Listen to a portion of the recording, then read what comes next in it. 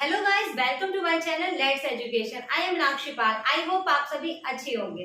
So guys, आज की जो वीडियोस में हम बात करने वाले हैं बीपीएससी यानी कि बिहार शिक्षक भर्ती के बारे में। क्या आपकी योग्यता रहने वाली है, कितनी आपकी आयु सीमा इसमें मांगी गई है और आप कब तक फॉर्म फिल कर सकते हैं, सारी बातें आज हम इस वीडियो में करने वाले हैं। तो वीडियो को लास्ट तक वॉच करना है। वीडियो पसंद आए तो वीडियो को लाइक करना, शेयर करना और चैनल को सब्सक्राइब करना। तो बिना देरी किए हुए आज की वीडियो को स्टार्ट करते हैं। सो गाइस, जैसा कि आपको पता है कि आपकी बिहार में शिक्षक भर्ती का जो नोटिफिकेशन है वो जारी कर दिया गया है। तो सबसे पहले हम बात कर लेते हैं थोड़ी सी वैकेंसी के बारे में। जो आपकी वैकेंसी निकली हुई है वो 1,70,000 आपकी वैकेंसी निकली है, जो बहुत ही ज्यादा भारी मात्रा में है इस बार। और क्या है, ये जो वैकेंसी आपकी पीजीटी और क्या है प्राइमरी लेवल पर दी गई है। अब बात कर लेते हैं कि आप इसका कब तक कर सकते हैं। तो इसके जो आवेदन है वो शुरू हो जाएंगे आपके 15 जून से। 15 जून से आप फॉर्म को फिल कर सकते हैं और क्या है 12 जुलाई तक आप इस फॉर्म को आराम से फिल कर सकते हैं। ये आपकी शुरुआत यानी कि आवेदन की डेट है और ये आपकी लास्ट डेट यहाँ दी गई है, मेंशन की गई है। अब बात कर ली मैंने आपकी वैकेंसी की और आवेदन की, ठीक है। अब बात कर लेते हैं कि इसकी जो इसमें एबिलिटी यानी कि योग्यता मांगी गई है वो क्या मांगी गई है। शिक्षक पात्रता जो योग्यता है वो इसमें क्या मांगी गई है। तो देखो, जो प्राथमिक ये जो एग्जाम होगा आपके 3 लेवल पर कराया जा रहा है। 3 लेवल का मतलब है कि प्राथमिक पर भी है, माध्यमिक और उच्च माध्यमिक, यानी कि कोई भी अगर प्राइमरी टीचर बनना चाहता है तो उसके लिए भी है, उच्च प्राइमरी और माध्यमिक के लिए भी दी गई है। अब बात कर लेते हैं माध्यमिक में। माध्यमिक में आपको क्या है, सीटेट बिल्कुल आपका क्लियर होना चाहिए और बीटेट भी आपका इसमें क्लियर होना चाहिए। अब बात कर लेते हैं माध्यमिक के लिए, तो इसमें एस्टेट आपका कंप्लीट होना चाहिए, पेपर 1 इसमें कंप्लीट माना गया है। और उच्च माध्यमिक की बात करें तो एस्टेट इसमें कंप्लीट होना चाहिए आपका पेपर 2 वाला। ये तो हो गई आपकी योग्यता यानी कि पात्रता जो इसमें मांगी गई है। अब बात कर लेते हैं थोड़ी सी आपकी आयु सीमा की, क्या आपकी इसमें क्या आयु सीमा रखी गई है। आयु सीमा की जो मैं बात करूं, जो न्यूनतम आयु है वो आपकी 21 वर्ष मानी गई है। 21 वर्ष जो है वो आपकी 1/8/2023 तक कंप्लीट होनी चाहिए।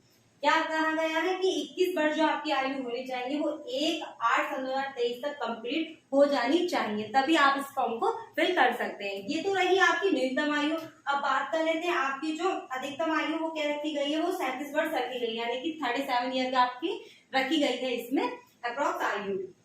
अब बात हो गई आपकी आयु सीमा की। अब चलते हैं थोड़ा आगे और बात कर लेते हैं पेपर के बारे में। जो पेपर का पैटर्न है वो कैसा इसमें रखा गया है। तो देखो, पेपर का पैटर्न जो है पहले से भी चेंज कर दिया गया है। तो क्या है, पहले उसे जान लेते हैं। देखो, भाग 1, ये परीक्षा आपकी 2 भाग में कराई जा रही है। जो भाग 1 है वो आपका क्या है, सिर्फ और सिर्फ आपको एग्जाम इसमें क्लियर करना है। क्या है, इसमें सिर्फ आपको क्या है क्वालिफाइड मार्क्स लेकर आने हैं और इसे क्वालिफाई करना जरूरी है। जो भाग 1 में आपके बारे में बता रही हूँ, इसमें क्या है, आपका भाषा के बारे में आपको दिया है, जिसमें आपको एक भाषा को चुनना होगा पेपर 1 में। इसमें क्या है, आपके 100 प्रश्न दिए गए हैं, 2 घंटे का समय होगा और क्या है 2 घंटे का समय है और 100 प्रश्न इसमें दिए गए हैं और 100 ही अंक इसमें दिए गए हैं, यानी कि एक प्रश्न के लिए आपको 1 अंक मिलेगा और 2 घंटे का इसमें आपको समय दिया गया है। अब बात कर लेते हैं भाग 1 में। भाग 1 में यह है कि आपकी इंग्लिश जो है वो कंपलसरी रहने वाली है। इंग्लिश के आपके 25 क्वेश्चन आपको देखने को मिलेंगे। और भाग 2 में क्या है, आपको हिंदी, उर्दू या बंगाली में से एक भाषा को चुनना होगा। क्या है, हिंदी, उर्दू या बंगाली में से अपनी एक भाषा को, लैंग्वेज को चुनना होगा। और मैं आपको अच्छे तरीके से बता दूं, लैंग्वेज आपको वही चुननी होगी जिसमें यानी कि आपने जो आपका सीटेट यानी कि एस्टेट क्लियर किया है उसी भाषा से आपको ही इसमें ये भाषा चुननी होगी। ऐसा नहीं है कि आप इससे अदर कोई भाषा चुन लो, तो आपको बहुत दिक्कत इसमें हो जाएगी, ठीक है। और क्या है, ये एग्जाम आपको 30% क्वालिफाई करना है, यानी कि अगर आप 30% मार्क्स लेकर आ सकते हो तो आप इसे क्वालिफाई कर सकते हो। इसकी जो मेरिट आपकी नहीं बनने वाली है, मैं आपको क्लियर बता रही हूँ, इसमें आपकी मेरिट नहीं बनने वाली है। इसको सिर्फ आपको क्या है क्वालिफाई करना है इस एग्जाम को, यानी कि भाग 1 को। अब ये तो हो गया आपका भाग 1 की बात। अब भाग 2 की बात कर लेते हैं। और 2 में भी क्या है, अगर आप प्राथमिक टीचर बनने चाहते हैं यानी कि प्राइमरी, तो उसका अलग है, माध्यमिक का अलग है और उच्च माध्यमिक का जो एग्जाम है वो अलग तो पैटर्न दिया गया है। तो एक एक करके ये बात हम कर लेते हैं। और जो भाग 1 है वो सभी के लिए कॉमन है, यानी कि तीनों जो आपके लेवल हैं इनके लिए ये कॉमन है। ये सभी को ही करना है, प्राइमरी हो चाहे माध्यमिक हो या उच्च माध्यमिक हो, तो क्या है सबको ये क्लियर करना कंपलसरी है। अब बात कर लेते हैं माध्यमिक वालों की, यानी कि जो 1st to 5th के लिए जो टीचर रखे जाते हैं वो क्या है, प्राइमरी लेवल के। इसमें क्या है, आपका जो एग्जाम होगा वो सामान्य ज्ञान पर होगा। क्या होगा, सामान्य ज्ञान पर होगा, जो आपका भाग 2 का पेपर है। इसमें क्या है, आपके 120 प्रश्न दिए गए हैं, 120 ही अंक है, यानी कि एक प्रश्न के लिए आपको 1 अंक मिलेगा और 2 घंटे का इसमें समय दिया गया है, यानी कि एक प्रश्न के लिए आपको 1 मिनट का ही समय दिया गया है।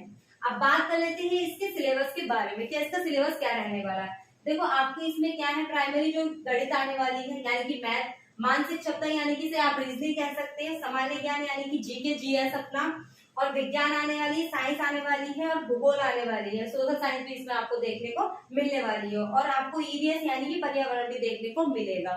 एक बात मैं आपको पूरी तरीके से क्लियर कर दूं, इसमें आपकी कोई भी क्या है, पेडागोजी नहीं आने वाली है। पेडागोजी के क्वेश्चन नहीं आने वाले, ये वही क्वेश्चन है, वही सिलेबस है जो आपका गिवन है, वही मैं आपको बता रही हूँ। कभी आपको इस बात का भ्रम रहे और परेशानी हो कि इसमें सीडीपी वगैरह आपसे पूछी जाएगी, तो ऐसा कुछ भी नहीं है। ये रहा आपका सिलेबस, ठीक है।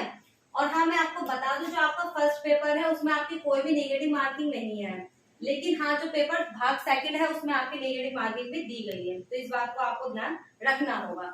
ये तो बात होगी प्राथमिक लेवल की। अब बात कर लेते हैं माध्यमिक लेवल की, है ना। माध्यमिक लेवल की जो है, इसमें क्या है, आपका विषय है, जो आप एक विषय चुनोगे। इसमें क्या होता है, आपको एक विषय चुनना होता है। देखो जैसे कि आपको पता होगा, आप लोगों ने टीजीटी पीजीटी के लिए जो पेपर देते हैं, तो उसमें जो एक कॉमन सब्जेक्ट होता है, जिससे हम लोगों ने अपना बीएड या बीडीसी किया, बीएड जो किया होता है, उसी के बेस पे हम अपना विषय चुनते हैं।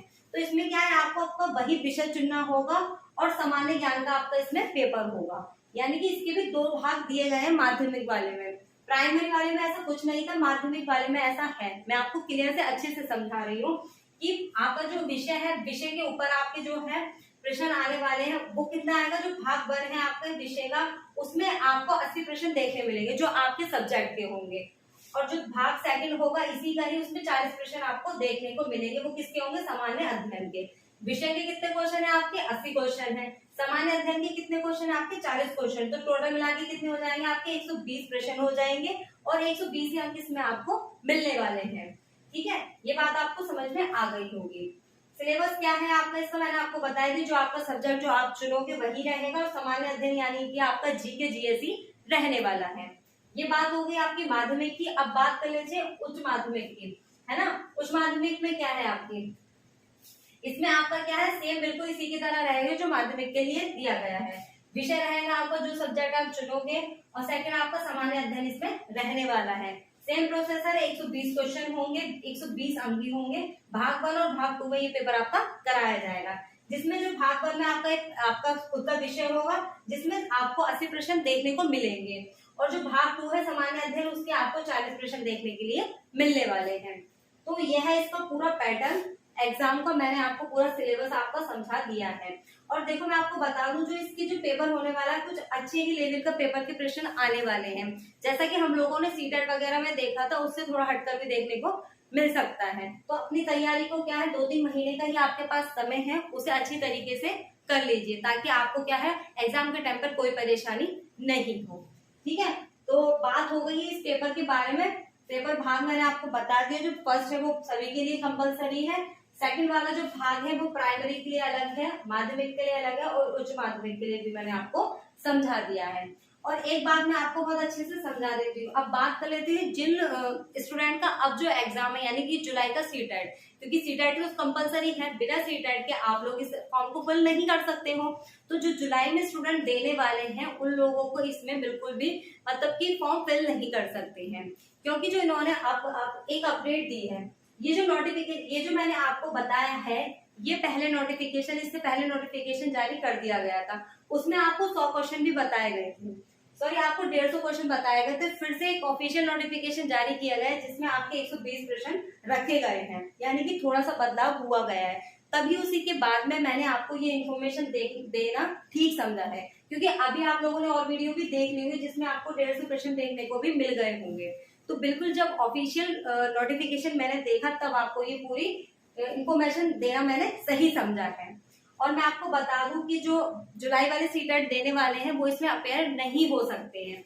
जिन स्टूडेंटों ने अभी नेक्स्ट ईयर यानी कि सन 2022 में अपना सीटेट क्लियर कर लिया है और वो डीएलएड या डीएलएड या अपना बीएड कर रहे हैं और वो अपेयर है, तो वो भी फॉर्म फिल नहीं कर सकते हैं।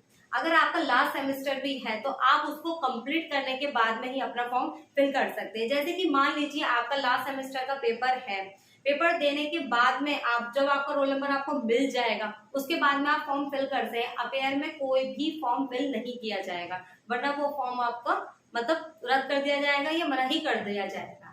ठीक है, तो यही थी आज की इंफॉर्मेशन जो आपकी बिहार शिक्षा भर्ती के बारे में थी। अगर इसके अलावा अगर आपका कोई भी क्वेश्चन रह गया है तो आप मुझसे कमेंट सेक्शन में पूछ सकते हैं, या भी आपका कोई भी डाउट है किसी भी क्वेरी में जो मैं पूरी नहीं कर पाई हूँ तो आप मुझे कमेंट सेक्शन में बता सकते हैं। तो आई होप आज की वीडियो आपको पसंद आई होगी। वीडियो पसंद आए तो वीडियो को लाइक करना, शेयर करना, चैनल को सब्सक्राइब करना। मैं मिलती हूँ आपसे नेक्स्ट वीडियो में कुछ नई इन्फॉर्मेशन लेकर किसी भी एग्जाम के बारे में। तो आज की वीडियो के लिए थैंक यू सो मच।